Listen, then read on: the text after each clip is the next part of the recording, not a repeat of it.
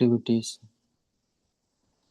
Nahi kachit sanamavi yadu tisadi agarmagrit karjadehi avasa karma sarva prakriti cher kunai Bhagavad Gita 3.5. Translation: Everyone is forced to act helplessly according to the qualities he has acquired from the mode of material nature. Therefore, no one can refrain from doing something, not even for a moment. Purport: It is not a question of embodied life, but it is the nature of the soul to be always active. Without the presence of the spirit soul, the material body cannot move. The body is only a dead vehicle to be worked by the spirit soul, which is always active and cannot stop even for a moment. As such, the spirit soul has to be engaged in the good work of Krishna consciousness. Otherwise, it will be engaged in occupation dictated by illusory energy. In contact with material energy, the spirit soul acquires material modes, and to purify the soul from such affinities, it is necessary to engage in the prescribed duties enjoined in the Shastras. What if the soul is engaged in his natural function of Krishna consciousness? Whatever he is able to do is good for him.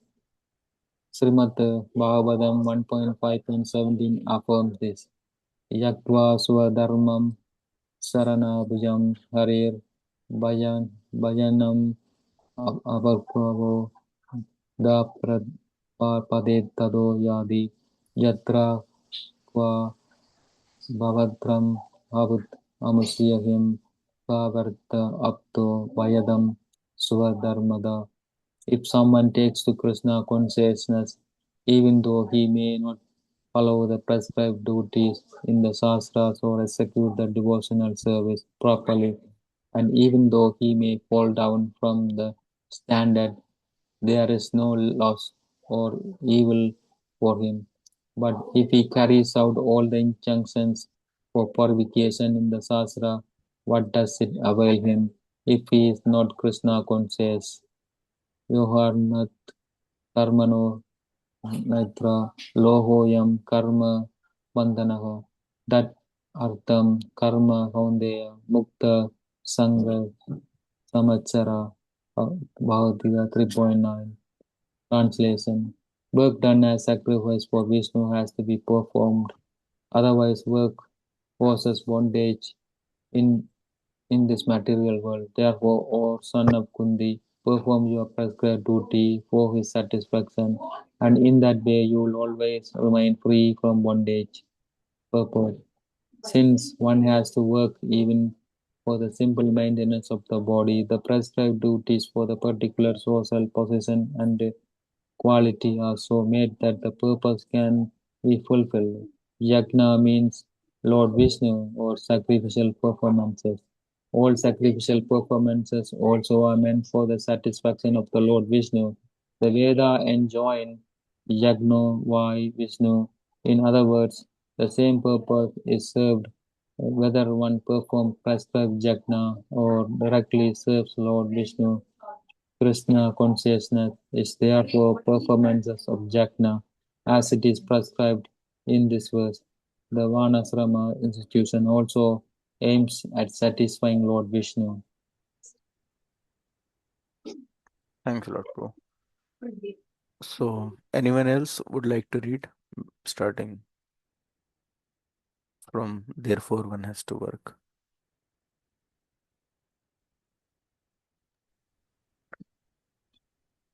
Yes, Pratibha Mataji, you want to read? Can I read? Yes, Mataji. Therefore, from there, no, after Varna, therefore one has to work for the satisfaction of Vishnu. Any other work done in this material world, will be a cause of bondage for both good and evil work have their reactions, and any reaction binds the performer.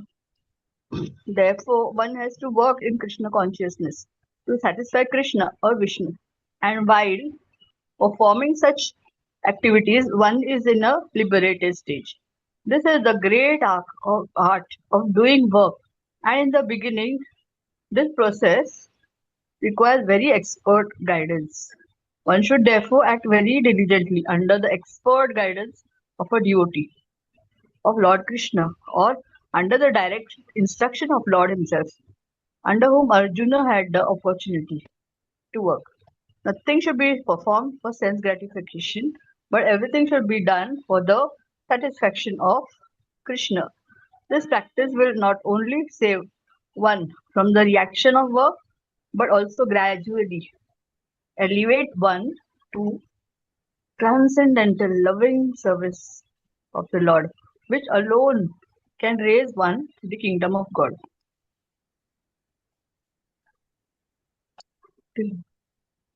This Y- is confirmed in the Bhagavad Gita. Yeah, the Gita. last. Mm. Hmm.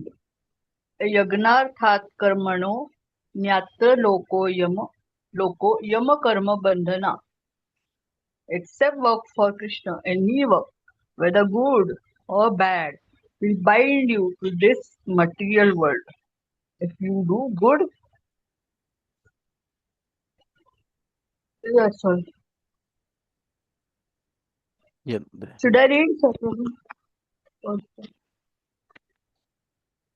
Namamrita, should I read? No, no, no. This one. Work, Hmm. you will Hmm. have so-called Oh, enjoyment.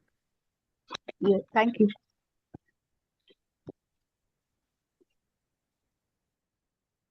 Yeah.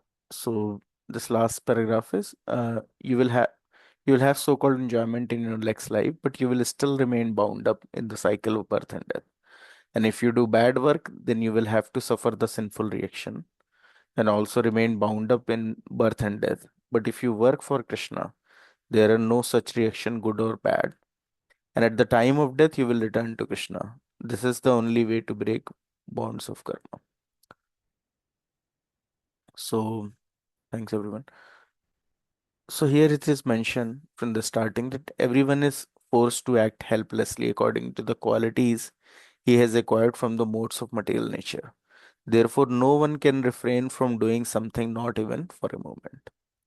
So, sometimes we have this question, sometimes on a general topic, two people are talking with each other, maybe husband and wife, but both have completely different opinions.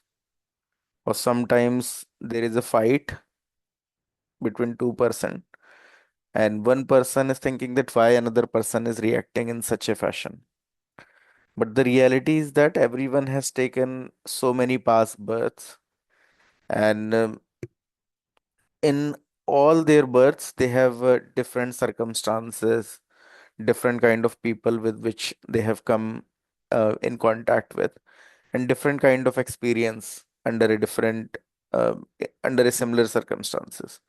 So according to that, they have made their inherent nature, so they will act according to that. So sometimes we'll see that maybe um a wife always have a doubt that my husband will cheat me, and even though husband may not be doing anything of that sort, but still she will always feel that my husband is definitely going to cheat me. Um, so the background behind this thought process that maybe in the past birth or some of the past birth, she's being cheated by the husband. So that's kind of uh, mindset she's carrying even in this birth that okay, my husband is going to cheat me at any point of time. So the point is that every person has acquired different modes of material nature according to the acts that he has done in past many lives, the association that he has got in past many life. So everyone is bound to act accordingly. So in Bhagavad Gita, it is explained that just like there are three ropes, so we consider goodness, passion, and ignorance like three ropes, and they are being twisted together, and then twisted this this rope made of three strand like goodness, passion, and ignorance, again being twisted with so many other such strand. So there are innumerable combinations in every person. Same is the case, like every person has some proportion of goodness, passion, and ignorance. That's why there is an injection that one should not idolize someone until unless he is not dead. Why? Because till death he may fall down. Uh, so one may be thinking that, "Oh, this person is very nice, we should worship this person." But maybe even toward the end of his life, he may act in such a fashion which is um, very low compared to the normal standard. And why that is happening is because modes of material natures are at work. So sometimes the same person under the influence of mode of goodness is acting in a very nice fashion. And sometimes because of the influence of mode of ignorance, he will act in such a low fashion that even he will be ashamed of what his act were at that point of time. So it is because he's being influenced by those modes of material nature, goodness, passion, and ignorance. And this process of Krishna consciousness is just meant to take that person from this influence of goodness, passion, and ignorance to the state of pure goodness, which is transcendental. So everyone can be free from their modes of material nature by this process of Krishna consciousness. And if not freed, then definitely they will act according to the modes that they have acquired, according to the impressions that have they have got in past so many lives. And that means if they have um, too much of ignorance, then they will fall down every day. If little less ignorance, maybe every week, every 15 days, every 30 days, but everyone is bound to fall down. So, like Srila Prabhupada used to say that one who is not Krishna conscious has no good qualities. Why? Because his qualities are all shaky. He may be acting in a good fashion at one point of time, but as the modes of ignorance will become heavy, he will act in a bad fashion. So, a person who is not Krishna consciousness has no good qualities. That is what Srila Prabhupada's stance was. And that's true. If you can take any example, any person, um, they're all governed by their modes of material nature. Even if you take Mahatma Gandhi as well, who is considered Mahatma, but he also fell down like from his position, um, and Maya act in a very subtle fashion. So we'll not talk more about it, but you all can read like uh, his book itself, which he has written. So he himself has mentioned how he fell down from his position, even though he couldn't even realize that he's falling down from his position. That is the influence of material energy, Maya Devi. That even if person fall downs by his mental concoction, he'll try to give it some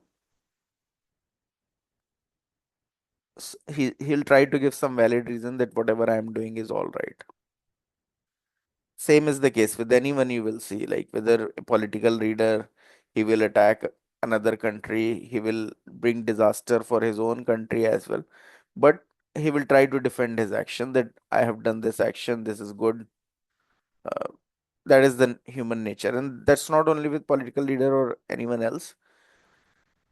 Um, it's because of the influence of illusory energy of the Lord. Um sometimes sometimes we know that whatever we are doing is wrong. Sometimes mind will give you some justification that you are doing this thing because of this. Whatever you are doing is all right, you can carry on with that. Why? Because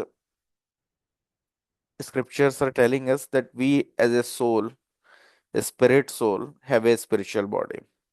But when we come to this material world, we first get covered with subtle body, that is mind, false ego, and intelligence, and on top of that, material body. And that material body can be any body out of 84 lakh species of life. It can be a bird's body, dog body, aquatic body, tree body, or a human body if we are fortunate. So the aim of this mind, false ego, and intelligence is to keep us in this material world. That's why mind will never give you suggestion that you perform Krishna consciousness and go back home back to God. No. It will always say that you enjoy in this fashion, you enjoy in that fashion, you do this for enjoyment, that for enjoyment. And mind is on the higher level than compared to body. From bodily platform, you cannot enjoy much. In reality, there is not much enjoyment in this material world. But mind make you think that there is lot of enjoyment. So that's why there is a famous verse that enjoyment is in the planning. So, for example, when you plan that I will go to that particular place, I will visit this thing, I'll visit that thing. So, mind will give you that, oh, there is going to be all positive scenario. You will enjoy, you will eat this, that, and you will enjoy. But in reality, when you go there, maybe on a vacation, you will feel that you are very much burned out. You have to walk so much, eating outside food, you are feeling little diseased. And then after the vacation period, when you return back, you are thinking, oh, I have to take maybe 2 days more off to relax myself. Actually, you have gone for an outing to relax only. But now, after returning back, because your body is different from your mind, your body again need rest that, oh, I want to relax. Same is the case with anything. You may planning to, uh, you are thinking there may be buffet and you are thinking, I'll eat everything, but body has a limit. After taking few items, you'll feel that you are completely full. If now another person is trying to force eat you some more sweets or some more dessert, then you will start feeling pukish because body has a limit. It cannot enjoy more than a certain extent. If you try to enjoy more than that, there will be problem.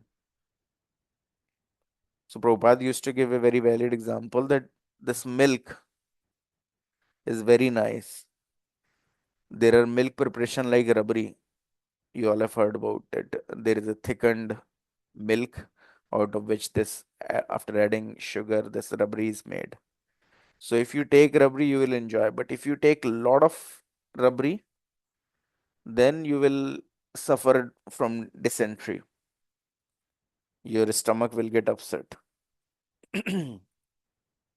So, so the same milk item taken in if you're taking in moderate, that is all right, but if you take in excess, then that will call disease, that will cause disease. So this dysentery, if you start suffering from dysentery, which cause severe diarrhea and all those things, and if you want to get cure of it, then the same milk item, another milk product, that is curd, if you add a little bit of uh, black pepper, salt, and the same curd if you will take, that is a cure of dysentery. So if there is someone's stomach is upset because of eating heavy milk products, one is advised to take curd, and the prebiotic um, properties that we have in curd, or the good bacteria that we have in the curd, will cause your dysentery to cure. So the same milk product is cause of your suffering as well, and the same milk product transformed is cause of your cure as well. So Srila Prabhupada is saying the same thing. The same work is the cause of your bondage as well. So if you do any work, normal work, for example, if you are doing cooking, so same cooking, if you are doing for your own sense gratification. So because in cooking, whenever you are cooking, for example, you are eating spinach, definitely you have uprooted a plant, you are cause for killing that plant. If you are doing it for your own sense gratification, you will suffer the karmic reaction because of that. You may be eating wheat product, wheat when getting grinded, there are insect in the wheat grains which also get grinded. So you will get the reaction of that. You may be eating so many things. There are microbes as well which are getting killed when you eat those products. But the same food, same vegetarian food stuff, if you prepare with the consciousness that you are preparing it for the Lord, you are going to feed it to the Lord. So the same food stuff, so same work, same effort is there in cooking for yourself, same effort is there for cooking for the Lord, but your consciousness is transformed. Now you are doing the same activities for the Lord, and you offer it in love to the Lord with a little tulasi offering prayers to the Lord, to the spiritual master, and then you eat it, then the same work get transformed. So same work. So that means the same milk product is cause of your suffering. So if you eat food which is not offered to the Lord, as already told by Lord in Bhagavad Gita as well, that those who eat food not offered to me eat only sins. So that cause the activities that cause the suffering. But the same food, if offered to Krishna and then accepted, is cause for your deliverance. So in this fashion, each and every activities can be spiritualized. And that is the science of Krishna consciousness, that whatever activities you are doing, you can think that how it can be centered around Krishna. So you may be earning a lot of money, that is all right. There is no harm earning good amount of money. But with that money, if you are facilitating that, okay, your children also become Krishna conscious, you yourself also become Krishna conscious, then that is the good use of money. And that will help you getting liberated, because you understand that, oh, your child anyways, for how long they are going to live, maybe 60 years, 70 or 80 years, then they have to change their body, then they may be born in some different family or maybe some different species altogether. So you can only do good to them for maybe how long you are going to live, maybe for next 40 years. They may outlive you. So next 40 years you may be able to do some good for them, may be able to feed them. But they are eternal soul, part and parcel of Krishna. They are living for millions and trillions of years in the past, and they will live for time immemorial. That is, they are never going to extinguish. Soul is never going to die. So they will live always. So you can only serve them maybe for next 40 years. But in that service, if you connect them to Krishna somehow or the other, maybe by taking them to ISKCON, making them attend some programs on Krishna consciousness, giving them some books related to Krishna, guiding them, giving your time, guiding them why Krishna consciousness is important. So then, within this association that you have within the next 30, 40 years, you will help them immensely. You will help them getting free from the cycle of birth and death, if they're fortunate. Otherwise, as well, if you are feeding them prasadam, making them chant or making them hear glories of the Lord, then little bit progress they will make. At least next human life is guaranteed. And if little progress they will do in this life, if they are um, positively inclined toward Krishna consciousness, they can make all the progress in this life itself and go back home, back to Godhead. Otherwise, as well, they will make some more progress, and next birth, at least they will get human birth. If they have done only good activities, maybe the birth of demigods or whatever higher planetary system, but at least human birth is guaranteed. And then further chance to progress in Krishna consciousness. If you help them do little devotional services, next birth again, they will be either born in a families of devotees, or somehow or the other circumstances will again make them connect with the devotees. So in our life as well, the life that we have got, or we may be thinking that by our own effort we have come into Krishna consciousness, but it's because of some of the activities that we have done in the past, some pious activities we have done, some pious credits that we have. Because of that, again, some devotees come into our life in this life, and we do devotional services. Nothing happened by chance in this material world. And absolutely anything, or we'll say absolutely nothing happen um, in regards with Krishna consciousness by chance. Without having adequate amount of pity in your account, some pious activities in your account, you will not get any association with real Krishna consciousness. You may get association with so many fake gurus, sadhus, but never you will come in contact with Krishna consciousness or the real teachings of Krishna. If you are getting into the real teachings of Krishna, getting in contact with Bhagavad Gita as it is, Srimad Bhagavatam, it is by the great good that you have done in your past. So, it's further mentioned in the purport that it is not a question of embodied life, but it is the nature of the soul to be always active. Without the presence of the spirit soul, the material body cannot move. The body is only a dead vehicle to be worked by the spirit soul, which is always active and cannot stop even for a moment.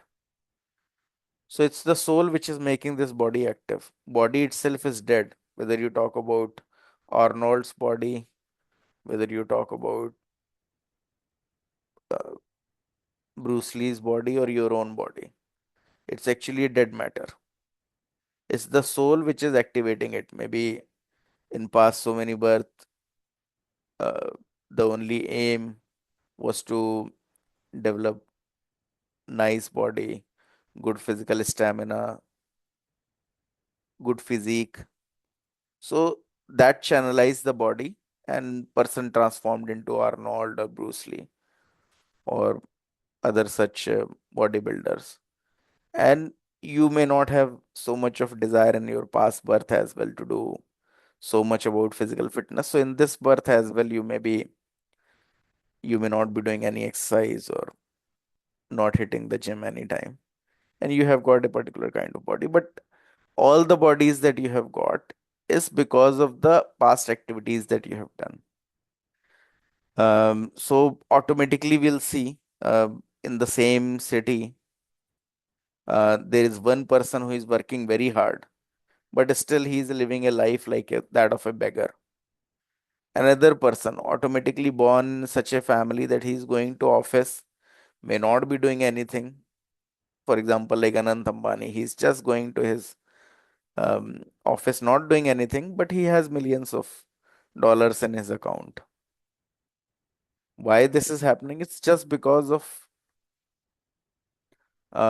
pious or impious activities one has done in past so many lives. So it is generally said that um, in past 100 birth, whatever you have done, like good or bad, accordingly your this birth is decided. So now, just by your physical endeavor, you will not be able to change the situations. That's a fact. You may work many very hard, but whatever is destined, whatever happiness and distress that is destined for your life, you will get that. You have a certain destiny already set. So it's just like a wheel in motion. You're already in motion. Your destiny is already set. You may work very hard, but then also whatever is there in your destiny, you will get only that, not beyond that. That's why our saints, they are saying that you have got this body, you have got this life, you got a certain level of circumstances, you got certain happiness, certain distress in life. Now don't just spend all your life thinking about those aspects, because now you have got human form of life. Um, just by working hard, you will not achieve something which another person may achieve by not at all working hard. That's a fact. Sometimes people will say that you just work hard and you will achieve everything. There are so many motivational speaker motivating every time. Uh, Everyone trying to get motivated, but everyone will not reach to the same level. Why? Because destiny is also into the play. So you may have certain level of destiny to achieve something good or something bad, but don't be bothered about it, because anyways this is a short life. Maybe already 40, 50 years are already crossed. Rest 20, 30 years are remaining. So focus on something which free you from this cycle which you are already in. And that thing is Krishna consciousness. So you have to think at every moment that this activity I am doing, how I can make it more Krishna conscious. And to keep this remembrance always daily morning, that's why Prabhupada has made this very powerful morning program, that if in the morning hours before the start of the day you can chant attentively, you can perform Mangala Arati, um, and other prayers to the Lord with full attention. Not that you are there in the Mangala Arati physically, but mentally you are absent, or you are chanting physically, but mentally you are in your office only. That will not work. If you somehow or the other put your mind into your chanting, because mind, like I already told you, that mind, false ego, and intelligence are cause of us stuck in this material world, and their aim is to keep us in this material world. So this mind always wander here and there if you try to chant, because mind knows that you can only get delivered from this material body or material world if you chant attentively. So the whole creation, whole this Maya Devi is acting to keep you in this present house. And three of her agent is mind, false ego, and intelligence. So mind will say you to watch YouTube, will say you to watch Facebook, to go here and there, make this plan and that plan, but will never say you to chant. So you yourself, you using your own intelligence, have to think. Maybe you write it down, put it in a piece of paper, stuck where you are sleeping, that I will do attentive chanting. So because in the morning, if you do attentive chanting, then at least you will get some strength to fight material energy throughout the day. Uh, so material energy is just like outside world is just like an infected place. If you are not getting vaccinated early in the morning, you are bound to be infected. Everyone's we may be thinking we are just like a machine, but we have so many subtle elements. Subtly, whatever other person's nature is, behavior is, we get impacted. If you are in association with lusty people, you automatically will develop lust talking with them. Because we are not machines, we are human being, which has an impact, physical impacts as well, subtle impact as well. So to fight off all these things, you have to, every morning you have to chant attentively. And then throughout the day, you have to see that how I can make my life's activities centered around Krishna. If I am getting some time, I can spend it in frivolous talking with other people, or I can spend the same time in listening to the lectures of Srila Prabhupada, or uh, some of the bona fide disciples of Srila Prabhupada or our Guru. And this will all require some expert handling. Uh, Now everyone can have uh, cordless headphones, wireless headphones. Um, and no one will bother that whether you're talking with your spouse, your girlfriend, or with your friend or your family member in your free time. You can put on your headphones and you can listen to the lecture. No one will come to know about it. Because if you're not filling your time with Krishna conscious activities, automatically they will get with the material, they will get filled with the material activities. So if you're not watching, if you want to watch something, if you're not watching something related with Krishna consciousness, definitely you will end up watching something material. And this mobile phone, this YouTube, Instagram, Facebook, all these things are more like agents of Maya only, agents of Kali. And you will see like they're all these videos, all these shorts, they are just made to um, do uh, some sort of subtle on the some sense gratification on the mental platform.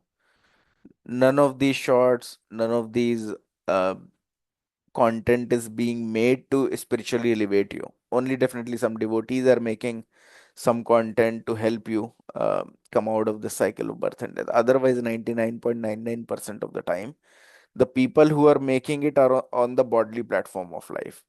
And if you are watching it, then you are interacting with association which is completely material. Then you will definitely fall into the material consciousness yourself, because what knowledge they can give? No knowledge. Srila Prabhupada used to say that in earlier ages, in Vedic times, it was prohibited by any person who is not self-realized to write any book. That means one is not allowed to talk to other people in a bigger forum if he is not self-realized. Now everyone is talking all nonsense because they're all on the bodily platform. They're considered this body all in all. They're not aware that this body is going to change in next 30, 40 years. They will just talk something or the other. Oh, you become so beautiful by this makeup, that makeup. You become very nice looking by this kind of exercise, that thing. Or you purchase this product, that product, you use this product, that product. They don't know that every moment is so important. This human birth is so important. Every moment that you are passing without Krishna consciousness, you are losing so much. Within no time, 30, 40 years, your this body will be finished, and then you are not sure what kind of body you are going to get. So in earlier ages, it was forbidden for any person who is not self-realized to write a book. And now every person is writing book. Every person is a content creator, is a uh, social media, what we call influencer. They're influencing your life, and you have to yourself see that they're in the bodily platform. What benefit I'm going to get by their advice, by their talks? Nothing. So we have to very careful in that this all consciousness comes if early in the morning you chant the holy names of the Lord. If you chant, because you can read so many books of self-realization, but until and unless you don't chant, you will not get that realization. And that realization is very much important, more than the reading itself. Because when you realize things, then that realization stays. Reading may be there in mind for some time, will go out from the mind in some time. Because as we talk later in the sessions, how this mind, false ego, and intelligence work. So until and unless the soul is not awakened, which is by chanting of the holy names of the Lord, which is currently covered in so many layers, because past millions of birth we have taken, in all this birth we have done sinful activities only. So that's why the impression in our soul is only to perform sinful activities. Our desire is to only perform sinful activities. And in this material world, we can see um, going back home, back to Godhead is very easy. Um, Eating Krishna Prasadam is very easy. Eating non-veg is very difficult. You have to hunt down an animal. Uh, they may be, because they want to save their life, they may fight back. Liquor production is so difficult. You have to crush so many ingredients, ferment them for 20 years, then you will get liquor. Uh, Gambling is so difficult. Prostitution is so difficult. But right now, you will find everything in abundance. In every corner of the world, or you will say in every miles you will go, you will find so many restaurants serving non-vegetarian food stuff. So many places serving liquors, so many places where illicit sex activities are going on, brothels, gambling is going on, casinos. So even though going to hell is so difficult, but human consciousness or human civilization is as such that it has made going to hell very easy.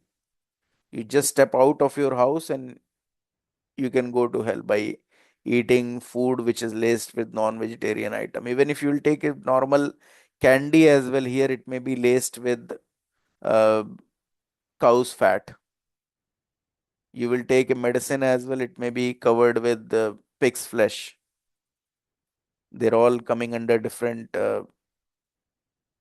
labels. But in reality, what is that? Some sort of non-veg item which is being utilized for making those items.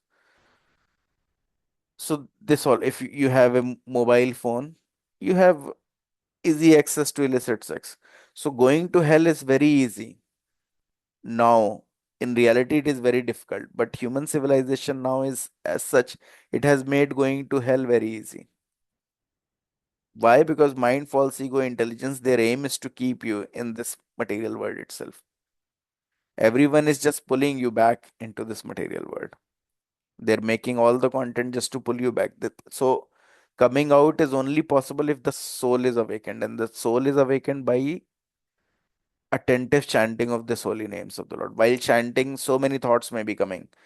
You may be thinking, I'm thinking about the service to the Lord, but that is a trick of Maya. For one moment, you may be thinking of service to Maya. For another moment, your mind will take you thousands of kilometers away, somewhere to some far off place, or some other activity, some other planning you will engage into. So when you are chanting, just listen to the holy name. That's it. That's required. After listening 16 attentive round, automatically you will get realization. That realization may come, may not come instantaneously, may come in after few days, after 6 months, after a year, but it will come for sure. Automatically you will start to see things in proper perspective. So, so a body is only a dead vehicle to be worked by the spirit soul, which is always active and cannot stop even for a moment. As such, the spirit soul has to be engaged in the good work of Krishna consciousness. Otherwise, it will be engaged in the occupation dictated by illusory energy. In contact with material energy, the spirit soul acquire material modes. And to purify the soul from such affinities, it is necessary to engage in the prescribed duties enjoined in the Shastras. But if the soul is engaged in its natural function of Krishna consciousness, whatever he is able to do is good for him. So earlier, we can see that earlier culture was completely different. Our Vedic civilization is not like this Western civilization, that everyone is put into same kind of education, everyone is put into same type of profession. That's not the Vedic way of life. Because in Vedic way of life, there is an understanding that according to the modes of material nature, one can be uh, having qualities of a Shudra, one can be having qualities of a Vaishya, one can be having a quality of a Kshatriya, one can have a qualities of a Brahmana, and irrespective of their family lineage or their father's uh, characteristics. Father may be a Brahmana, but son may be a Shudra. Father may be a Kshatriya, son may be a Vaishya.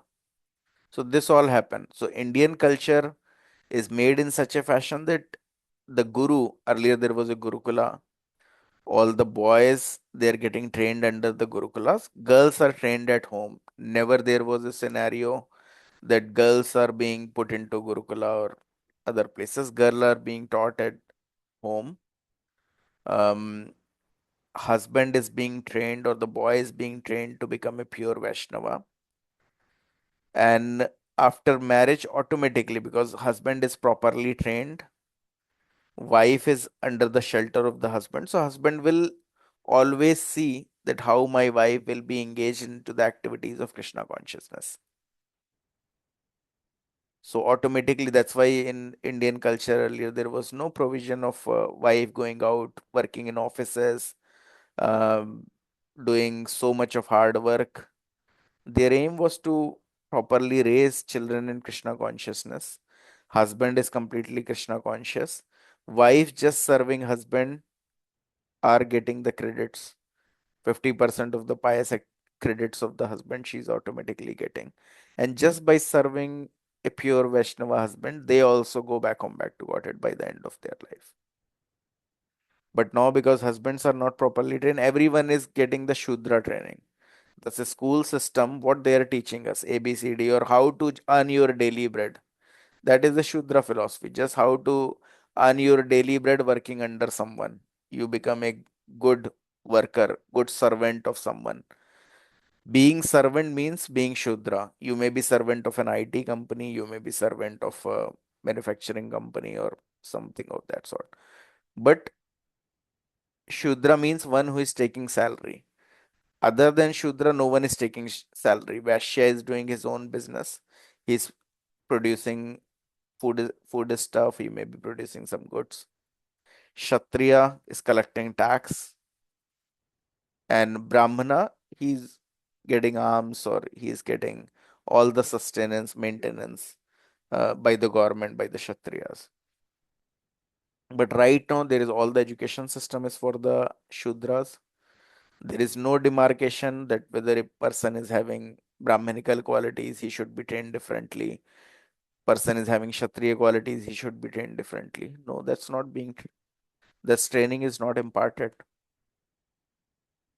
Uh, that's why we have seen, like, earlier there was a proper training. So that's why we see that all these Maratha warriors, how powerfully they were fighting. There were Sikh regiments.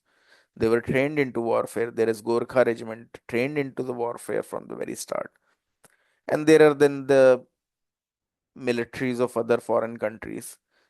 There were no training given throughout to them throughout their life. Directly they join military services. They may not having the propensities of a Kshatriya. And then in the warfare, they're very much afraid of their life. They're crying when there is an attack. Uh, there are bullets coming their way. But in reality, Kshatriya is one who is not at all afraid of his death. So those qualities are not there, but then also they are being made as a Kshatriya. So that is completely, in Prabhupada terms, it's an hodgepodge civilization, humbug civilization, where people are not being trained properly according to their qualities. A person may be having a qualities of a Shudra, but trained like a Kshatriya. A person may be having a qualities of a Kshatriya or a Brahmana, but is a trained like a Shudra. That should not happen.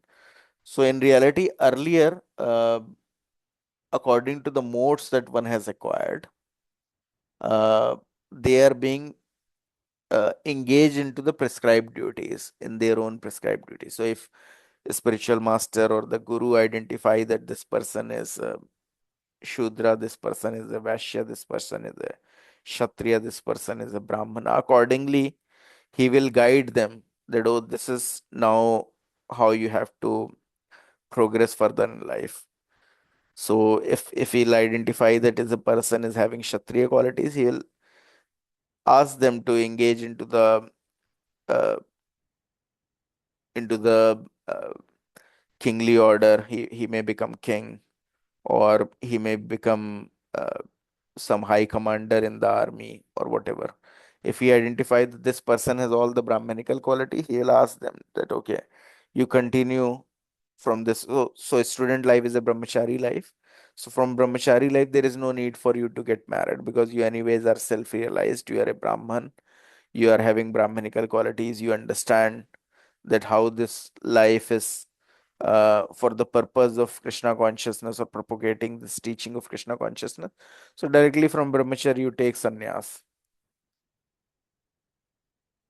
Uh, so there was a proper identification of a person depending upon the traits that he is displaying. Not that a Shudra is made into a brahmachari and then into a sannyasi, and then he will create an havoc. He actually want to get married, but he's being forced not to get married, and then he's Shudra. So he neither can remain brahmachari, and because being in the brahmacharya ashram, he cannot follow it. He will create havoc in the society. So these things were not there earlier. Earlier, and it is the duty of the guru uh, and the um, what we called in the gurukula or in the social order, for guru to identify the qualities and accordingly guide the disciple or the students.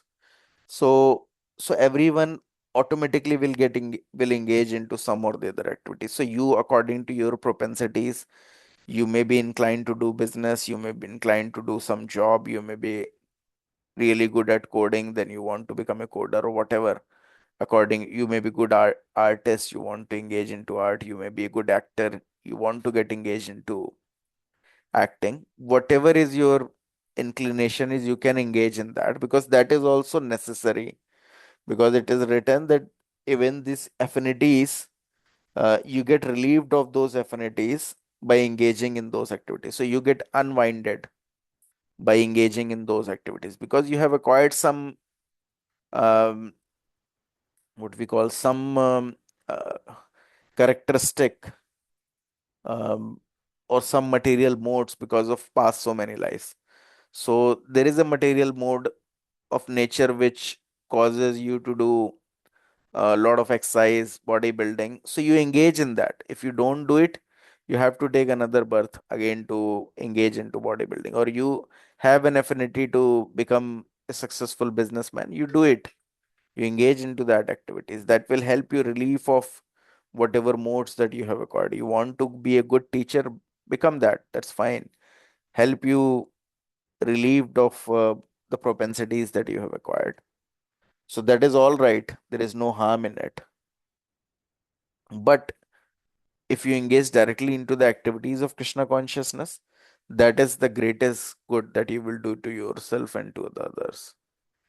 So a Krishna conscious person, he can do any activities. He can act as a Shudra as well. He can do menial activities. He can clean the washrooms as well.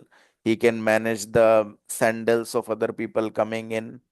He can clean the garbage can as well. He can do that activities as well. He can do business as well for serving the mission of the Lord. He can. So in earlier l- point of time, you can see all the devotees who joined uh, Krishna consciousness under Srila Prabhupada. They were doing all the menial activities as well, cleaning the floor, sweeping, uh, all sort of cleaning the toilets, taking care of the garbage. They're acting as a Vaishya as well, doing all sort of business of the incense stick or book distribution, handling of the finances, or so many devotees are working in the offices as well, under different organization. Whatever money they are getting, they are donating it to ISKCON for the propagation of Krishna consciousness. They were acting as a Kshatriya as well when there were attack in Mayapur temple. So many devotees, they fight back. They were acting as a Kshatriya as well. And then definitely Brahminical qualities are there in devotees. They were preaching Krishna consciousness. Some are following Brahmacharya or some are following Grahastha. They were also preaching. So if one is in Krishna consciousness, he can act in all the levels without getting impacted. He can act as a Shudra if the service demands it. He can act as a Vaishya if service demands it. He can act as a Kshatriya if service demands it. He can act as a Brahmana if service demands it. And in whatever state he will act, because of his consciousness fixed in Krishna, he is acting perfectly. He is not getting any further reactions. He is getting free from all the reactions. So I think our time is up. If there are any quick question, you can raise it right now.